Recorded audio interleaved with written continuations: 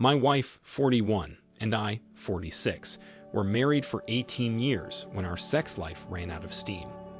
We had twins that were grown and attending college. When they moved out, I thought for sure our sex life was going to get a boost. It did for a month, but then having sex anywhere in the house at any time got boring. We read online that taking a friend vacation without your spouse is a good way to miss each other and crave intimacy. Friendly flirting can also help fuel the craving your partner has for you. I was skeptical of this, but it was the first time in a while I saw my wife so excited to do something. We started making arrangements for our separate vacations. For some reason, my wife and her friends decided to go to Colorado. On their tour schedule was the town where my wife grew up. As far as I knew, my wife didn't have a very positive childhood. I was surprised she wanted to go there and without me. I decided my friends and I would go to Wyoming. I always wanted to visit Yellowstone National Park. After the tickets were bought, my wife started texting on her phone a lot. I didn't want to bug her. I was pretty sure she was just making arrangements and chatting with girls about the upcoming vacation. I texted my friends about it, of course. We just didn't have as much to say. I asked my wife for a copy of their itinerary, and she was caught off guard by my request. She said she would have to edit it because she mixed up the dates on the first draft. Once she fixed it, she gave me one of the printouts. It was a bunch of girly activities like yoga, shopping, yogurt treats, hiking, and restaurants. Well, fast forward to 3 days into our 6-day vacation. I missed her a lot. I was having fun, but suddenly 6 days felt like way too long. To make matters worse, my wife stopped responding to me. It really made me worry. I told my friends about it, and they of course told me to just relax and enjoy my time away in a new place. I did, for another day. But my wife was responding really weirdly to my texts. It was like she didn't care what I had to say, and only responded because she had to. I felt terrible, and I was worried. My wife's itinerary placed her group at a restaurant that night for dinner exactly 6 hours away from my friends and I. I started driving there at 1 p.m., so I'd get there by 7. When I got there, I found all of my wife's friends. They were shocked to see me. I asked them where my wife was, and they told me the worst news ever. She left them to meet up with someone else. I collapsed onto one of the chairs by their table, and they offered me even more information. They said she'd been on her phone until this morning, when she left before anyone woke up. She only texted them to say she wouldn't be back until late. I asked if she said anything else about who she was meeting or where she was going. Finally, one of her friends gave me a tiny piece of paper. She said it was for safety reasons because my wife didn't want to go somewhere without someone knowing. It was an address. This friend added that my wife didn't want her to tell anyone, especially not me, where she was going, and this was only if she didn't come back in time for the flight home. Seeing as I showed up unexpectedly and concerned, this friend was persuaded to tell me the truth. I thanked her and ran out to my car. She caught up to me and asked if she could tag along. I agreed. I needed someone else to balance out my panic. Her name was Jade, and she told me about her family, hobbies, and work. It was a great distraction, but as soon as we got to the address, I was worried again. It was someone's house. There weren't any cars in the driveway, but it was only 8 p.m. Just before 9 p.m., a car pulled into the driveway. A man got out of the driver's seat, and my wife got out of the passenger seat. I got out, followed by Jade, and called out, "Hey, honey." She jumped and turned to see me. Her mouth was hanging open, and she was infuriated. She immediately asked what I was doing there and why I was with Jade. I told her she came with me for emotional support because I wasn't sure what I was going to find. I looked at the man I had never seen before and asked who he was. He boldly said he was my wife's lifelong friend and new lover. I punched him in the face. My wife screamed and got closer to him. She yelled that he didn't know we were married. I asked her whose fault that was. He didn't know because she didn't want him to know. I asked if she planned for this the whole time, and she refused to answer me, even having the nerve to say I shouldn't be there. She looked at Jade and blamed her for being a snitch. I stepped in and said she only told me because she shared my concern, and I drove 6 hours to find her. This trip was supposed to renew our intimacy and give my wife a chance to miss me as she thought fondly of us. But instead, she used this time to meet up with a man from her past. I told her she wasn't welcome back at her home, and we were over. I trusted her to remain loyal and use this time to benefit our relationship, and she chose to destroy it. I couldn't believe it. After all this ranting, her bold lover started cursing at Jade and I, demanding we leave. He encouraged her to get in the house. She made eye contact with me for no more than 4 seconds before saying she was sorry and following him into the house. 4 seconds was all the deliberation it took for my wife to leave me standing in another man's yard. 4 seconds out of 18 years. I got back in the car with Jade and started driving back to the restaurant. She apologized for me having to go through all of this. She said she wanted to keep me company when I got home if that was okay, and I graciously accepted. After she got back to her car, I started the long car ride home. I called my twin sons and guy friends to tell them what was going on. They were extremely sympathetic and flocked to my side for emotional support. 3 weeks after I got home, Jade was visiting me at least twice a week. I appreciated her a lot, just as much as I appreciated my sons and friends because they continued checking up with me over the phone or in person. My sons told me they could never see Mom in the same light again. They kept in touch with her over the phone, but they dedicated themselves to their college studies and didn't consider changing their lives to help her in any way.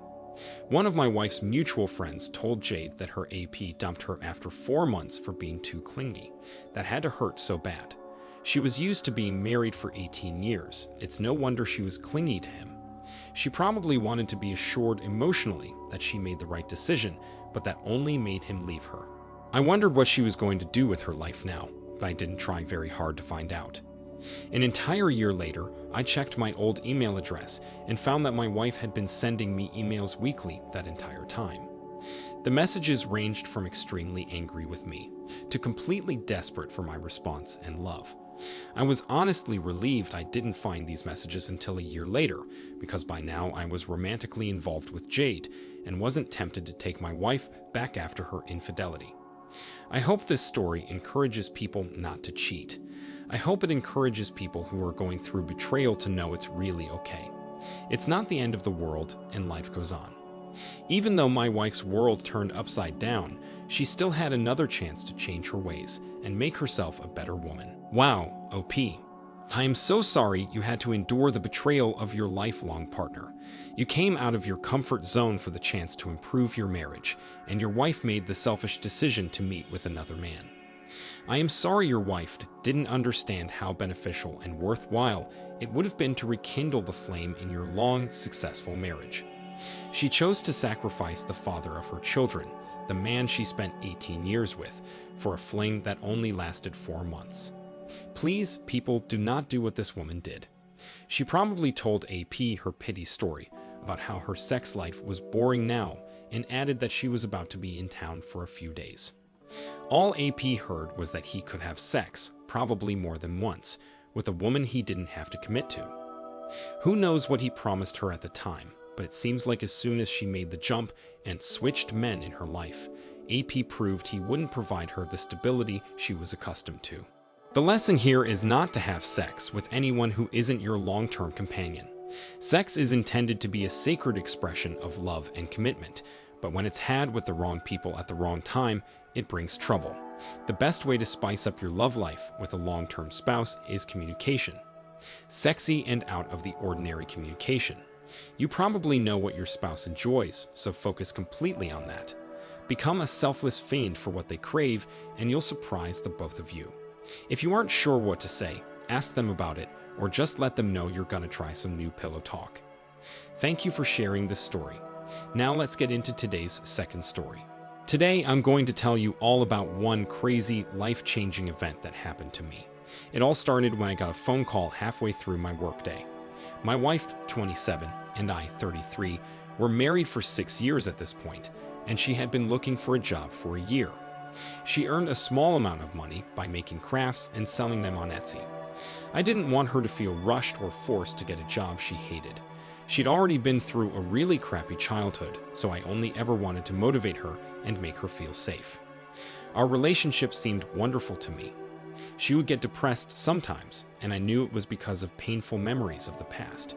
I asked her what was on her mind at least once a day, but much of the time she didn't say anything. When she did, it wasn't anything I could help with or didn't already know. So on this particular day at work, I got a phone call from the police department of the next county over. I was confused but listened as he explained that he had no choice but to arrest my wife today. Understandably, I freaked out. I asked him what the hell happened and what was going on. He said they received several calls about a woman setting a car on fire in one of the residential neighborhoods. My first thought was that there was no way it was my wife, but he verified her name and phone number and said they had possession of her car. I was absolutely mind-effed.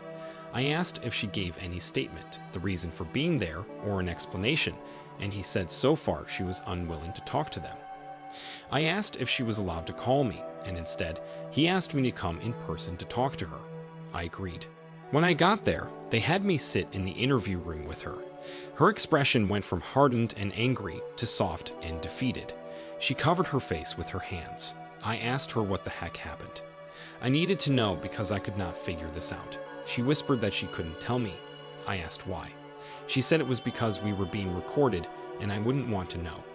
I said she was wrong. I wanted to know, and she was apparently caught red-handed, so the only thing left to do was explain herself. She sat up, revealing her reddened and depressed face. She said she was setting fire to her ex's car because he cheated on her. After I let this sink in a bit, I asked her how long ago this happened and why seek revenge now. She really didn't want to answer me anymore, but I was her husband. She was in a police station. Her options were limited. After breathing a lot and crying, she told me he cheated on her last night. I said, what? And she went on to explain that she'd been seeing him for a few months while I was at work. I could not believe what I was hearing. The cops were gonna have a ball watching this drama unfold, so I clarified that she was seeing AP behind my back, and when she found out he cheated on her last night, she decided to set his car on fire in broad daylight. After hearing my words, she looked like a shell of a woman. I told her I was ashamed to be her husband. She exposed her own affair by losing any self-control or responsibility she had left. I told her we were over and left the police station. I got a few sorry looks from some of the officers. My wife freaked out. She could only call people with permission from the cops, so the next person she called was her grandmother, who raised her. Her grandmother actually thought it was a scam call and didn't look into it any further for another 3 weeks. Then she was finally contacted and paid my wife's bail. In order to afford it, she had to take out a loan. This was just the start of my wife's consequences. After she was out of jail, she tried to call me over and over again. After receiving 15 calls in one day, I finally answered it. She begged me to hear her out and at least meet her for coffee. She said it was the least I could do after the ordeal she'd been through, and our 6-year relationship deserved one more chance of survival. I laughed a good hearty laugh. I told her our 6-year relationship was over, dead, in the past. I only kept that relationship with her in good faith that she would never go behind my back and sleep with another man. Not only did she do that, but she also jumped at criminal activity by setting his car on fire. She wailed and sobbed into the phone like it was her lifeline. I told her she made the decision to go behind my back, and anyone should know it's only a matter of time before the truth comes out. I just got lucky because her idiotic actions did the work for me.